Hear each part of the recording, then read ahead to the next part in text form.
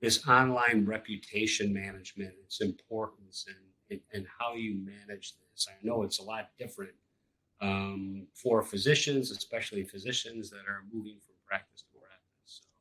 So, why don't you go into that a little bit? Sure. And this is something that I don't think a lot of physicians or physician practices it's even on their radar. So when I talk about online reputation management for physicians, I'm talking about their listings. So there's multiple sites out there that we're all familiar with, WebMD and Vitals and Health Grades. Um, they're out there and they aggregate public information. So they're pulling every physician who's out there and they say where they went to school and what they're board certified in and who they're affiliated with. The problem is that not many physicians claim their listings.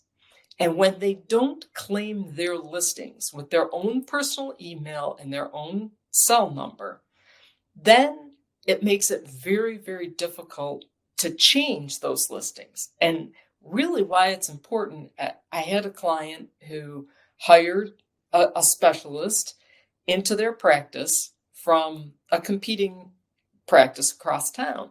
Well, that person, let's say Dr. Smith, was listed on all of these websites as with his former practice.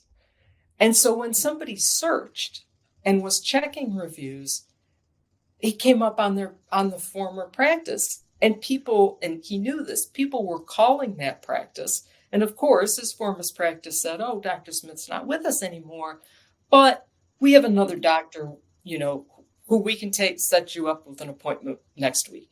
Right. So he was losing a lot of business and it took a lot. So that's my big piece of advice for physicians. And there's a website called Doximity that has morphed into selling things like calling and all kinds of other things. Mm-hmm. But they still are one of the primary sources or aggregators of this information. So I would go to doximity.com, claim my listing, go to all of WebMD, Rate My Doctor, all those places, right, and claim my listings. Okay, so do you have to kind of do that with all of those different aggregators of data, or do you, you come out of medical school?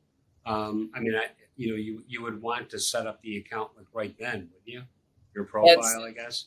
That would be the best time to do it. Okay. Unfortunately, a lot of physicians that I work with have not. Right. A lot of times it's that someone in their practice that they first started working with set it up.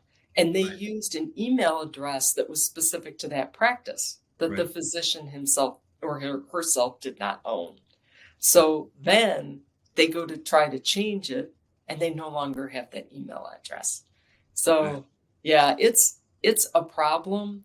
And that's why I say if physicians can claim those listings themselves and own them themselves, they'll be better off throughout their career.